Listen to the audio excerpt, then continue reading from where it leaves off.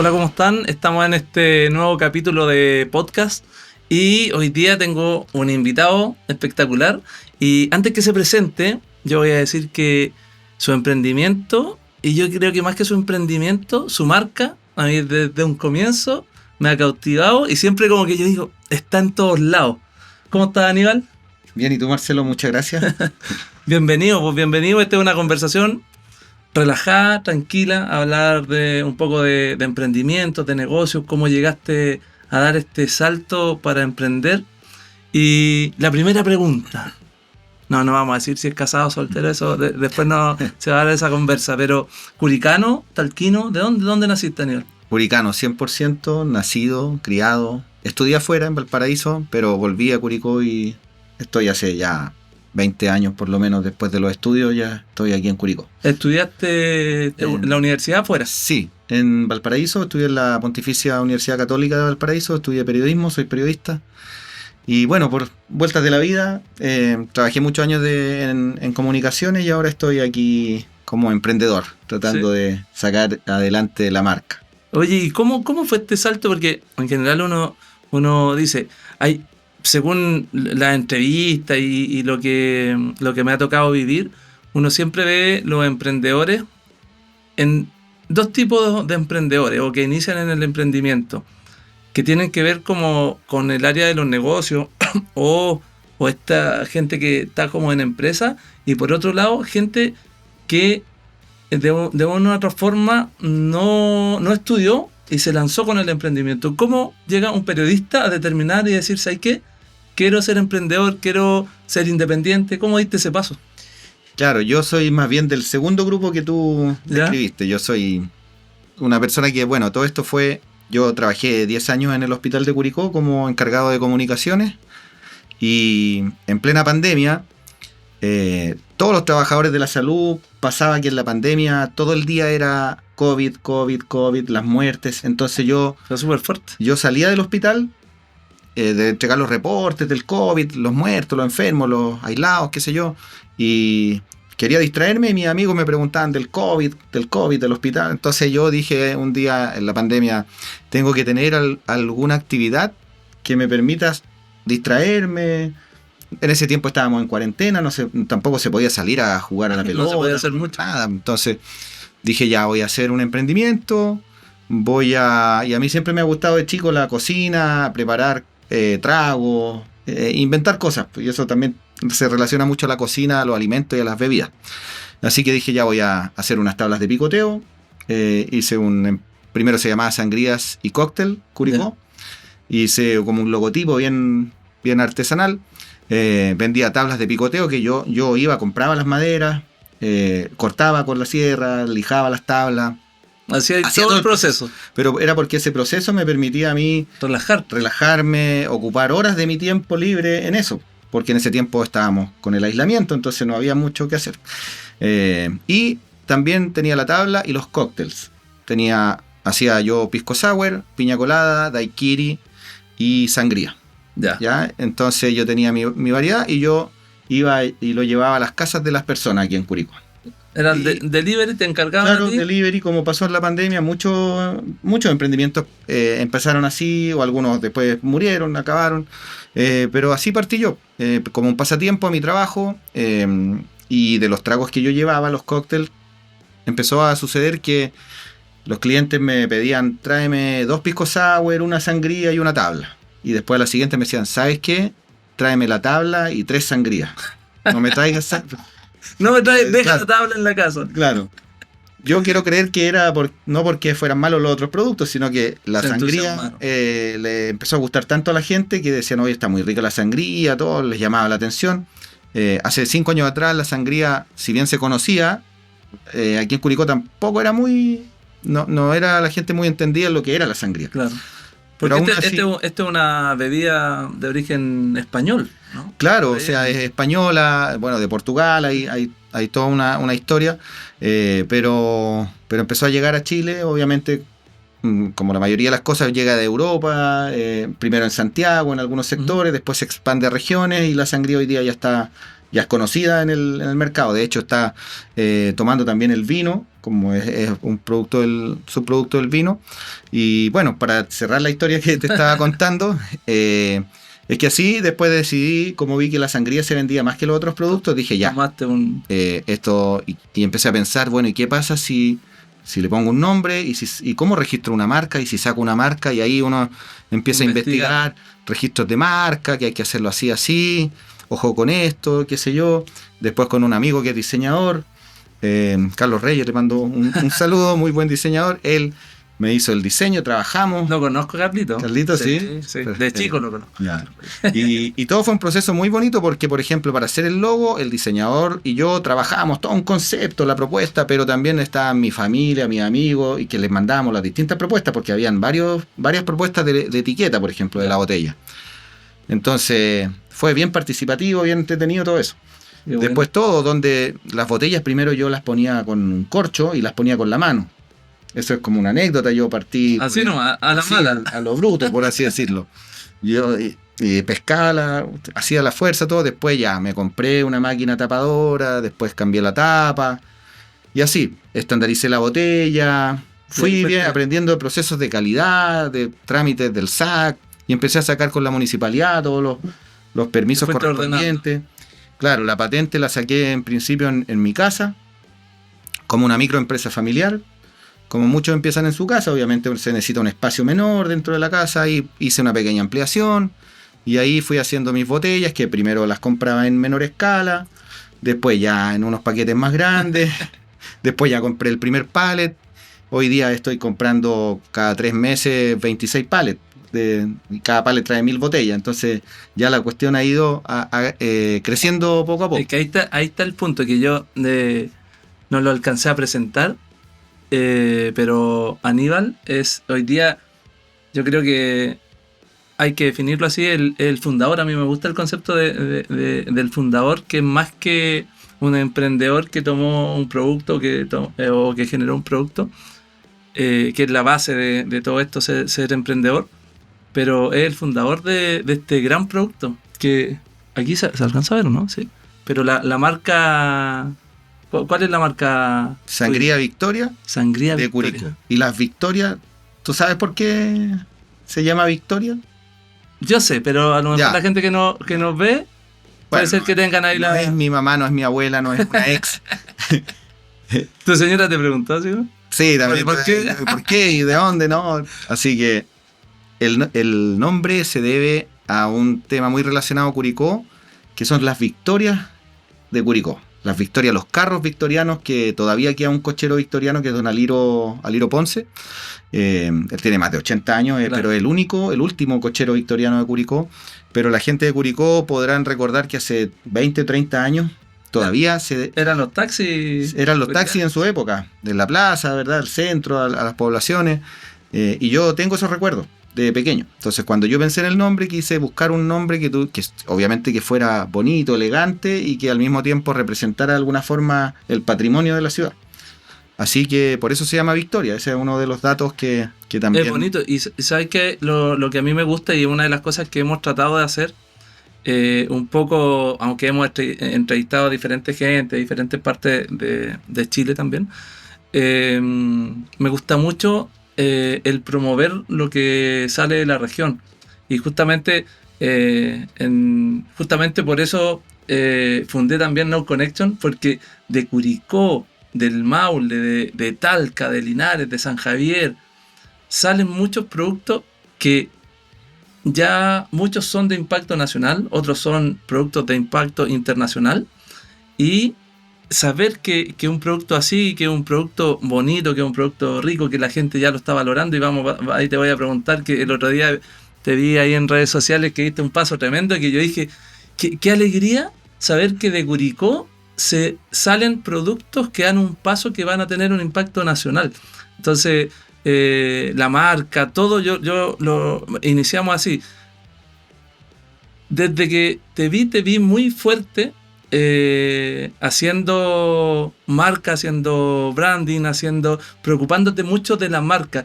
¿Fue una estrategia? ¿Lo relacionaste con este conocimiento que tenías de periodismo? ¿Cómo llegaste a definir, sabes qué? Yo tengo que trabajar fuerte en la marca, porque desde un comienzo, de verdad, yo veía las primeras veces que a lo mejor fuiste a la vendimia de Curicó, yo veía las botellas y decía, oye, esta cuestión está maravillosa, como que uno se imagina una viña gigante, que hay un gran, pero era un emprendimiento más chico, pero que tenía mucho sustancia, diría yo. ¿Cómo llegaste a determinar lo de la marca? Buen punto eso para los emprendedores, que por muy pequeño que sea el emprendimiento, siempre tiene que tener una identidad propia, y eso también está en la imagen. Y bueno, posiblemente como yo estudié comunicaciones y conozco un poco el mundo y la importancia que tiene la imagen, la identidad de un producto, siempre me dediqué a buscar un tipo de identidad, de colores, ¿verdad? De tipografía.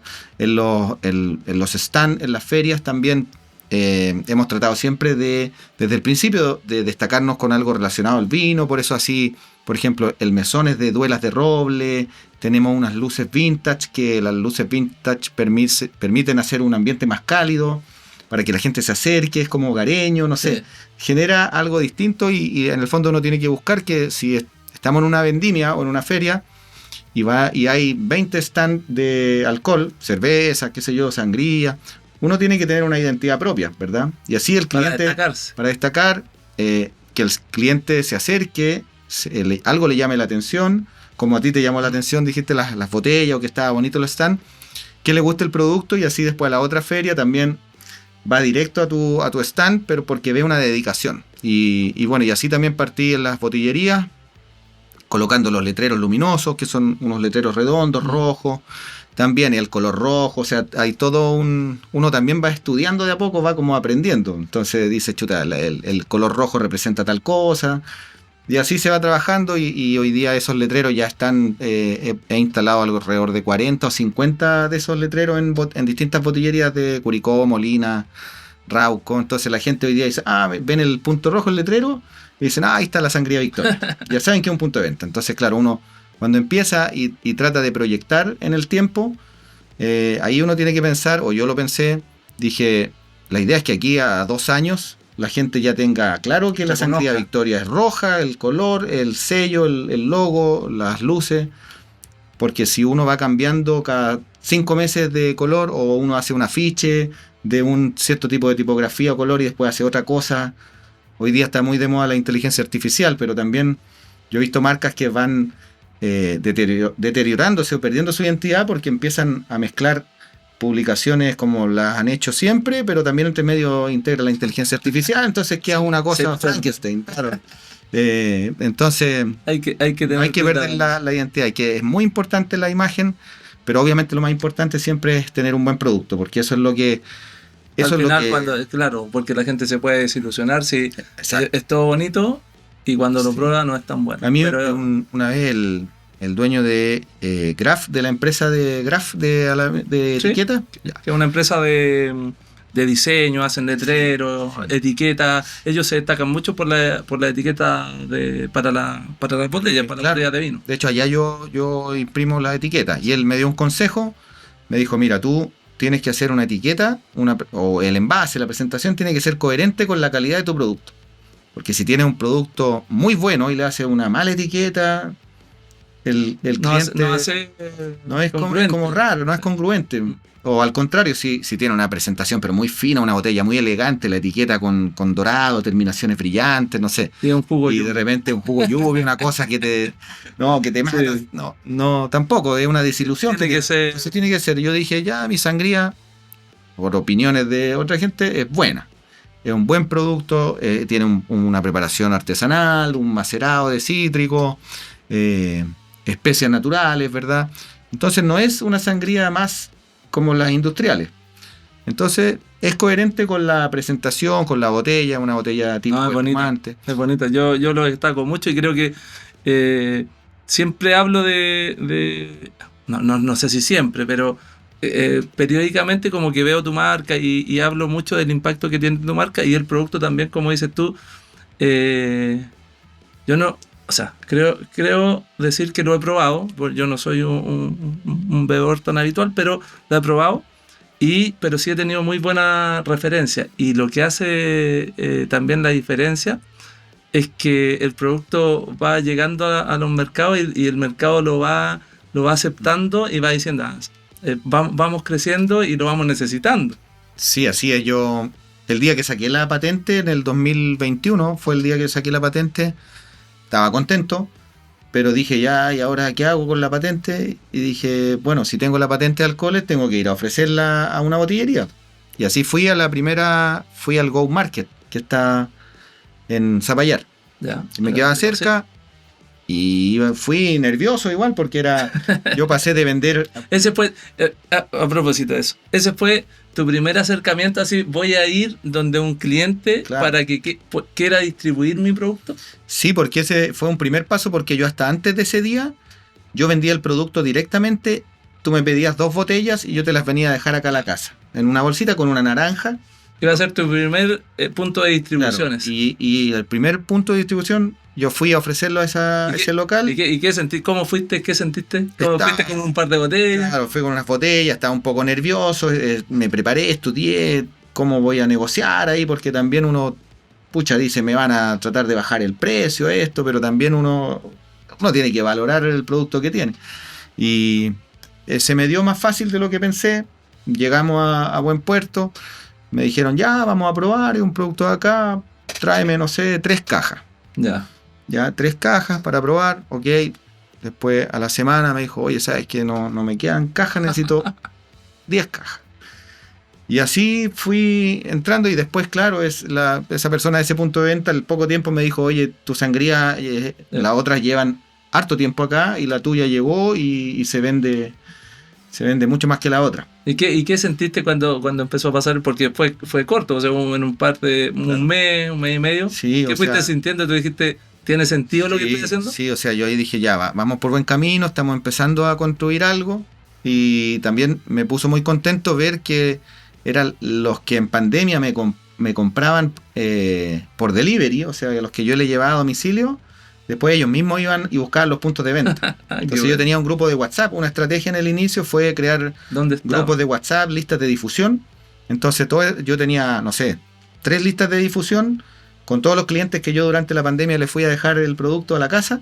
Entonces cuando yo entré a la botillería X, después les mandaba un mensaje a la lista de difusión. Estamos en tal local, una foto, qué sé yo. Bueno. Y así llegaba esa gente o la gente que vivía cerca de ese local a ese punto. Entonces sirvió de mucho la base de la pandemia, de la interacción de ir a dejarlo a la casa, sirvió para empezar a estar en las botillerías de Curicó. Y ya acá en Curicó estamos por lo menos en unas 60 botillerías, yo creo. Qué bueno. Más otras tantas en Molina, Rauco, Romeral, Talca, Pichilemu, en la costa, Rancagua también. Entonces, espectacular. Claro, y así uno va como caminando un camino, una etapa, y llega como a un punto donde eso abre puerta para otra etapa, y así uno va creciendo. Pero oye, Aníbal, ¿y cómo?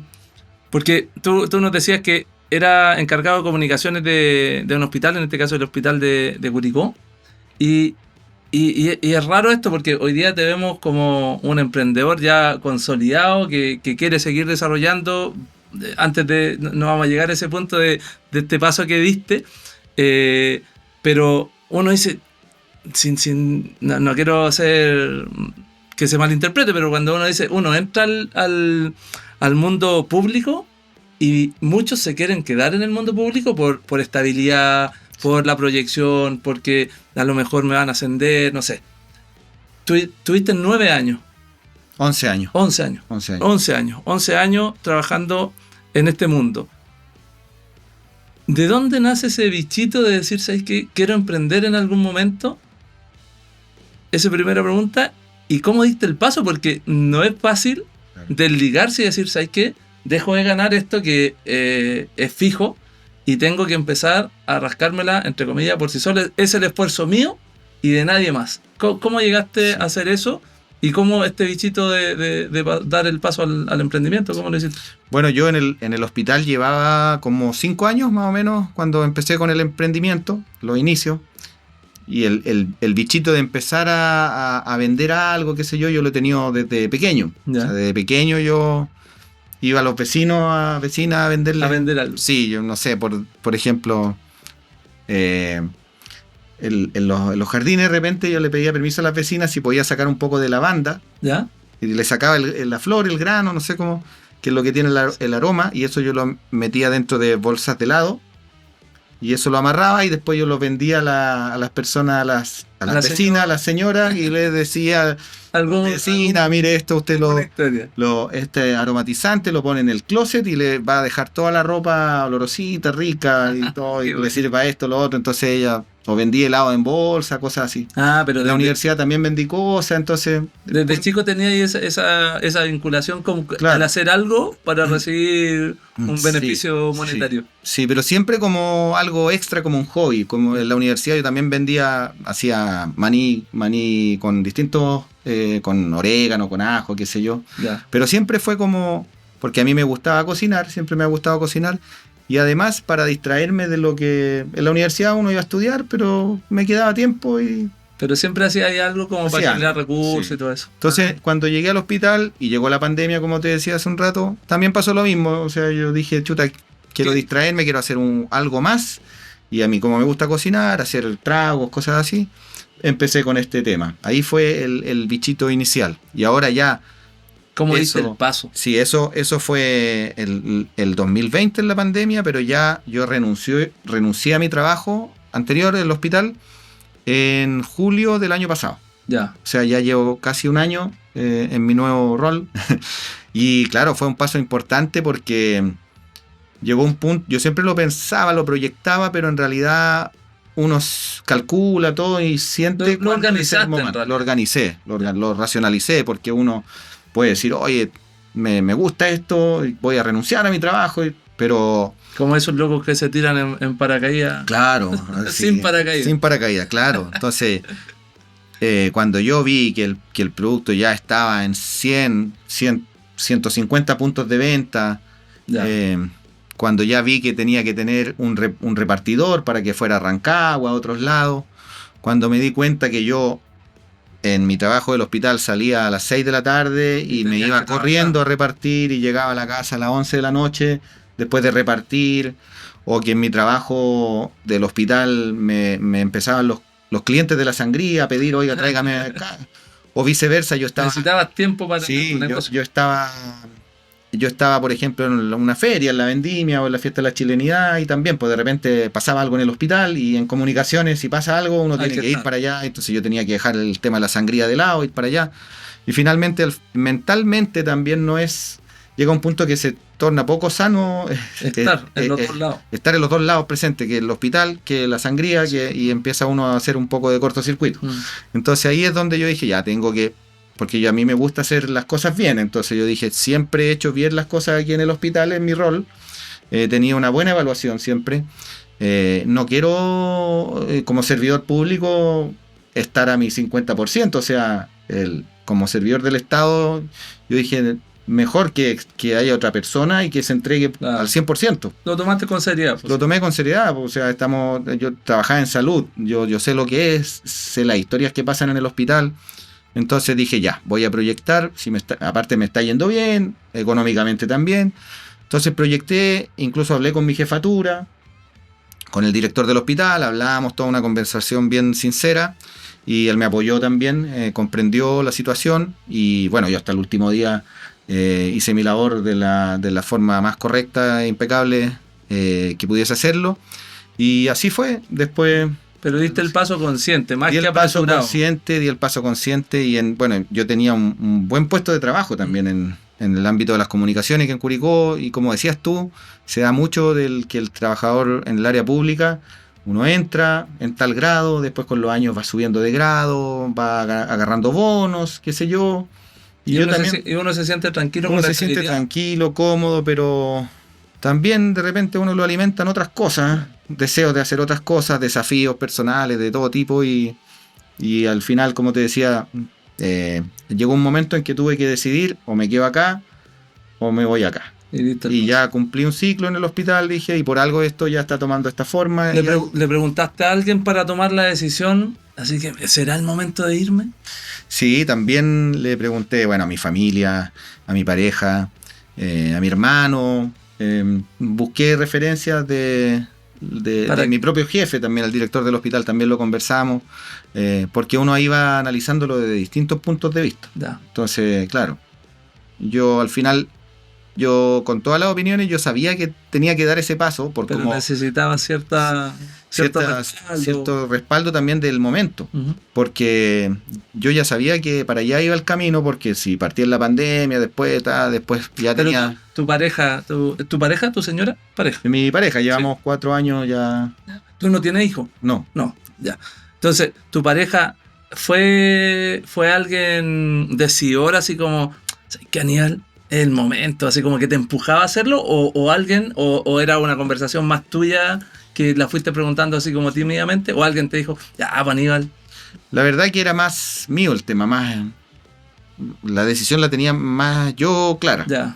Mi pareja tampoco estaba tan segura, porque mi pareja también trabaja actualmente en el hospital. Ya. Entonces uno también como pareja empieza a crear una dinámica, ¿verdad? Una rutina, no sé, tomar desayuno juntos, después del trabajo irse juntos, conversar sobre lo que fue el trabajo. Entonces también fue una suerte como de pequeño duelo el hecho de que separamos esos temas en común. Claro, porque estábamos acostumbrados a decir, hoy comentar cómo te fue hoy día ya, y los temas eran súper en común porque los dos trabajábamos ahí. ¿Y ella de qué profesión tiene? Ella es trabajadora social. Ah, ya. ¿Y ella en algún momento, tú le has dicho, va a llegar el momento que vaya a tener que trabajar conmigo? ¿O no? También lo hemos conversado, pero también esas cosas se van dando, claro, pero... Vaya a tener que aprender a vender. Eso. Claro, sí, a vender, de hora de ruta, no sé. Sí. Pero claro, así se va. Bueno, de esa forma, por ejemplo, mi hermano trabaja conmigo. ¿Está trabajando? Sí, él está en toda la parte que es la producción. Se puede decir que es el encargado de producción. Oye, y eso porque uno se imagina, uno ve el producto final y uno dice, esto requiere mucho trabajo, y sobre todo cuando tiene un componente que tiene que ver con los pinos. Yo no sé cómo se llega al producto final de la sangría, pero uno dice, ¿cómo lo hiciste en algún momento desde tu casa? ¿Cómo lo estás haciendo ahora? ¿Y cuánto tarda llegar a este producto final, esta sangría embotellada que se ve tan bonita? Claro, bueno, yo partí con la receta de mi mamá. Mi mamá tomó una receta española y ella hacía sangría. Ya. Mi mamá de repente, un fin de semana, hacía sangría y a mí me gustaba. Y bueno, y cuando yo empecé con esto de vender en pandemia, ella me pasó la receta y poco a poco yo también fui viendo otras variantes, investigando que en Portugal se echan tales especias o que hay algunas con más grado alcohólico que otros, qué sé yo. Ya. Así fui viendo el tema de las especias, que fue algo que yo le agregué, porque esto tiene un macerado de especias que se demora meses en estar listo, ¿no? Por eso te pregunto, o sea, ¿cuánto tiempo, por ejemplo, desde que tú inicias el proceso hasta que sale el producto para embotellar, cuánto tiempo tarda? O sea, el macerado de especias demora por lo menos unos 3 o 4 meses, que es parte de la mezcla, de la combinación del producto. Ya. Obviamente, y es todo un tema la proporción, porque yo creo que una de las cosas más difíciles para la gente que hace bebidas alcohólicas es tratar de lograr un balance, un equilibrio. Sí, claro. Que nos digan, hoy es muy fuerte, tiene mucha especia, tiene mucho alcohol, poco alcohol, tiene mucho gas, poco gas, o sea, a un punto medio donde a la mayoría de la gente diga, oye, sí, me gustó, rica, agradable, se siente la especia, pero tampoco te invade. Aníbal, yo me imagino lo que pasaba en tu casa en los comienzos, que habían bidones en diferentes lados, en la cocina. Hoy día, a la producción que estás llevando, ¿cómo lo estás haciendo? Porque el volumen de producción hoy día ya es más grande, ¿cómo lo hacen? Claro, o sea, como dices tú, en mi casa partí con una especie de tinetas, por así decirlo, de estas de plástico, y ahí hacía las mezclas, ¿verdad? Y eso lo embotellaba con un embudo, con un jarro. Ya. Tomaba con el jarro, o sea, era un proceso bien artesanal, bien rústico. Ya. Y bien a menor escala, porque yo hacía de 20 botellas, 30 botellas, y así fui creciendo. Y bueno, después de mi casa, Ahora me cambié ya desde el año pasado, estoy en un parque industrial, arrendé una bodega, tengo una zona de elaboración. Claro, uno va creciendo, va comprándose mesones de acero inoxidable, máquinas tapadoras. Has tenido que ponerle Claro. lucas al Sí, proceso productivo. siempre en el emprendimiento uno sabe que siempre, y eso es una buena señal, si uno tiene que ir invirtiendo es porque el negocio está funcionando. Oye, ¿y tu mamá es parte de este proceso todavía? Porque la receta es de tu mamá. Sí, me va a Entonces, dar los cuando te derechos. dice así como, no, ¿sabes qué? Esta no quedó tan buena como la mía. Ah, ¿Qué te dice? no, ella está muy contenta. Siempre yo le doy las gracias por ser mi madre, por enseñarme muchas cosas que sé y por la receta. O sea, la receta, si bien yo la cambié, si no Pero hubiese es la sido base porque de- ella... Pero que así, porque ella hacía de vez en cuando la sangría, a mí no se me hubiese ocurrido incorporar la sangría dentro de los tragos que yo ofrecía. ¿quién es esto que tú, el emprendedor que vemos hoy día? ¿A quién se lo debe? ¿A tu mamá, a tu papá? ¿Quién te generaba esa sensación de decir, oye, la Aníbal está haciendo estas bolsitas de aromáticas? ¿Quién te empujaba a hacer eso? ¿O te decían, oye, Aníbal, andáis puro dando la hora nomás? ¿Cómo No, pasó? yo creo que principalmente a mi madre. ¿A la mamá? Sí, porque de pequeño ella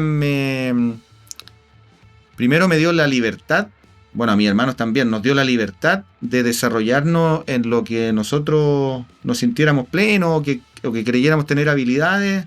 No nos restringió, no nos coartó en ese sentido. Ya. Entonces ella veía que a mí me gustaba investigar y mezclar cosas. Yo iba a la cocina y mezclaba cosas cuando pequeño que no tenían sentido, pero ella igual me Te dejaba que te dejaba, o sea, en desarrollaras. vez de retarme, no sé, dejaba ahí que yo ensuciara la mesa con harina, con cosas y me dejaba en mi proceso creativo. Entonces eso al final uno no se da cuenta, pero eso que pasa en tu infancia termina después Sí. haciendo de ti como adulto también una persona que anda buscando cosas que hacer. O si es que eso te lo coartan cuando pequeño, también eso se reprime Sí. inconscientemente. Entonces, esa libertad que ella me dio, aparte de la receta, y apoyarme en todos los momentos, también ella siempre un cable a tierra, que uno de repente va muy acelerado. ¿Es una buena consejera? Sí, Sí. uno de repente va muy acelerado en la vida y de repente ella te dice, Tranquilo. tranquilo, pon el freno de mano, mira bien y nadie te apura, porque uno trata de apurarse, de que las cosas sucedan luego y ahí uno se... Porque cuando estáis en ese aprieto, cuando estáis medio complicado y decís, a ver, ¿cómo lo hago? Esta cuestión no está funcionando. ¿A quién le preguntas? ¿Quién es tu consejero? Actualmente le pregunto, o sea, a mi madre, a mi pareja, a mi hermano principalmente. Son esas tres personas con las que yo hoy día básicamente interactúo. Obviamente tengo algunos amigos también que son clave, que nos juntamos y ahí de repente en el esparcimiento del asado vamos conversando y uno se va también, va saliendo ideas. ¿Y la familia es importante para un emprendedor? Sí, 100%, 100%. ¿Necesitáis el apoyo ahí de la mamá, de la pareja, de tu hermano? Sí, y como decía, sobre todo en el inicio, si es que a uno le dan esa libertad cuando uno es pequeño, cuando va creciendo, después, claro, cuando adultos a lo mejor se hace un poco más fácil que las cosas fluyan, porque si no, lo peor del emprendedor es que se autorreprima, Claro. que se boicotee, que diga, no, es que no voy a invertir en eso porque y si me va mal, y si no resulta, y empieza a ver los puntos negativos. Pero eso también muchas veces pasa porque... Por la experiencia. O por cómo nos criaron, sí. Por distintas cosas, pero por eso no, yo estoy agradecido por la infancia que tuve, por las personas que yo puedo confiarle las cosas que estoy haciendo, pedirle consejos, así que... Oye, Aníbal, y la pregunta, hoy día, hace unos días yo vi que subiste un video que decía Sangría Victoria está en un nuevo punto de venta. ¿Cuál es ese punto de venta? Sí. ¿Y qué sentiste cuando llegaste a ese punto de venta? Bueno, ese punto de venta son los 60 supermercados Jumbo del país, todas las salas, que Jumbo es de Cencosud, obviamente se podría decir que el mejor supermercado, la mejor cadena de supermercados de Chile. Y, o sea, lo que sentí, alegría, mucha euforia. Obviamente hay un momento donde te dan la noticia final, la respuesta final y todo, termina el proceso y ahí obviamente uno se pone contento, se emociona. Tremendo paso. Porque es un tremendo paso y es la consecución de un esfuerzo que uno hace día a día. En el fondo son horas de vuelo que uno está ahí tratando de mejorar el 2019. producto. Claro, del 2019. 2026. Son hartos años Sí. de... Oye, pero ¿sabes que yo lo vi? Y le dije a mi señora, yo le dije, qué bacán que pase. Porque detrás de eso, porque la gente ve la guinda de la torta, ¿no? Pero detrás de eso hay mucho esfuerzo, hay muchas horas de vuelo, como dices tú, y hay mucha dedicación. Y de verdad yo te felicito, me pone muy, muy orgulloso como curicano, como gente de la región del Maule. Por eso es muy bonito y es muy entretenido saber que desde la región impactamos Chile. Y uno dice, lo que partió desde una cocina, hoy día está en un supermercado que es bonito, seguramente va a estar ahí tú. Yo no he tenido la posibilidad de ir a verlo, pero me imagino al lado de otras marcas que tienen mucha trayectoria y yo digo, felicitaciones y qué gran paso diste y ojalá que Dios te dé muchas posibilidades más de seguir creciendo. ¿Te costó mucho llegar a Jumbo Cencosud para poder poner tu producto en la góndola? Sí, en principio sí. Y ya el año pasado, ahí no mucho. Es que, ¿qué digo con esto? Que yo postulé al programa, que es un programa que se llama Nuestros Productores, que es un programa que toma pymes de distintas zonas del país, las incorpora al programa y las hace crecer o las trata de potenciar a través de la venta en su supermercado. Ya. Entonces, ¿qué pasa? Que yo postulé ese programa hace 4 años y me pidieron una serie de documentos, qué sé yo, y finalmente me dijeron que no había sido seleccionado. Y claro, uno se frustra, dice, pucha, pero si tengo un buen producto, uno piensa esas cosas y se frustra. Pero el año pasado nos contactaron, conversamos nuevamente y pidieron la misma documentación y ahí después me dieron la respuesta, me citaron a una reunión allá en la oficina de Cencosud, me pidieron las muestras, todo, y te piden también los papeles de impuestos externos que son las Toda ventas. documentación financiera. Claro, financiera, entonces claro. Entonces yo cuando traté de entrar hace 4 años no quedé, pero ya el año pasado ellos vieron un crecimiento, ¿verdad? Vieron una pyme, pero que ya no estaba en un par de botillerías, sino que tenía como capturadas las botillerías de Curicó alrededores, y vieron que en las vendimias se nos armaba una fila pero gigante. Entonces vieron que ya teníamos, como decías tú, lo importante de la imagen de la marca, que ya teníamos una marca ya reconocida que la gente veía, Sangría Victoria. Podría ser que Aníbal sea el próximo Marcelo Guital y lo tenemos aquí presente. Porque la vida uno no sabe para dónde lo lleva. Y yo creo que una de las cosas que yo más recomiendo, que es cuestión de tiempo y cuestión de esfuerzo. Esa es la clave. Claro. Para despedirnos, ¿qué le dirías un consejo a los emprendedores primero? Bueno, un consejo primero, que se atrevan. Yo creo que, o sea, lo que yo he sentido por mi experiencia es que cuando dicen que los emprendedores más o exitosos o que logran sus objetivos son aquellos que son más perseverantes o más porfiados, ¿verdad? Yo creo que eso es, el 50% es eso, ser perseverante, porque así como a mí, el Jumbo en este caso me dijo que no, después el tiempo y el esfuerzo, esos años de trabajo, finalmente hicieron que Jumbo dijera, oye, ahora tenemos una pyme ya más consolidada, entonces el momento llegó, pero si yo me hubiese rendido, si yo hubiese bajado los brazos, me hubiese frustrado y digo, oye, ¿para qué sigo haciendo esto si me dijeron que no, está muy difícil? El tema para sacar una patente o para sacar un permiso de Ceremi son cosas muy difíciles, son meses, harto. En el tema del trámite de la marca, en el registro de la marca estuve casi 1 año. Entonces uno se va frustrando. Uno dice, ¿por qué me piden tantos papeles? En vez de ayudarnos a los emprendedores nos ponen trabas. Es como que no quieren y uno se enrabea. Sí. Uno finalmente, de verdad que uno piensa en un momento que el Estado, qué sé yo, te trata de tirar para abajo, porque dicen, pero ¿cómo nos piden tantos papeles? Es solo el proceso. Claro, es el proceso. Eso se lo piden a todos, a todos. Y ahí hay muchos que se van. Ahí es una conversa que puede dar para otra conversa, que se discute mucho y sobre todo en las industrias que son de alto impacto, como la construcción, la minería y todas las cosas, y le impacta también a nosotros que somos emprendedores o empresarios más medianos o más chicos, que es el asunto de los permisos. Y si esto fuese más fluido, habría mucho más emprendedores, y si este fuera más fluido, habría mucho más gente impactando de forma positiva a la sociedad. Aníbal, ¿qué le diría el Aníbal de hoy al Aníbal de 10 años, que era chiquitito, que vendía esa bolsita aromática?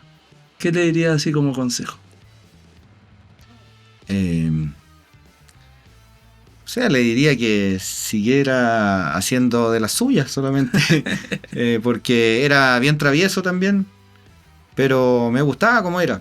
Entonces, Que siga adelante. que siga adelante, que no se desvirtúe, que obviamente hay momentos de la infancia, de la juventud, donde uno también se descarrila un poco, pero que vuelva, o sea, que si se descarrila un poco, que no pierda su esencia, eso es. O sea, ¿Y que va a lograr lo que quiere?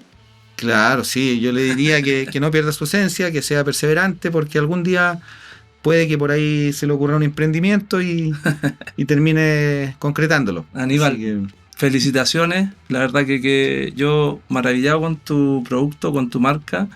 Me gusta mucho que hayas llegado, y lo digo de verdad. No, ojalá que esto no lo escuche algunos emprendedores, algunos empresarios, pero muchas veces nos cuesta reconocer que al otro, o ponerse contento que al otro le vaya bien. Pero la verdad que a mí, en lo que hemos construido con Grupo BSM, que es el grupo que alberga la empresa donde yo soy socio con mi hermano y mi papá, nos ha costado mucho.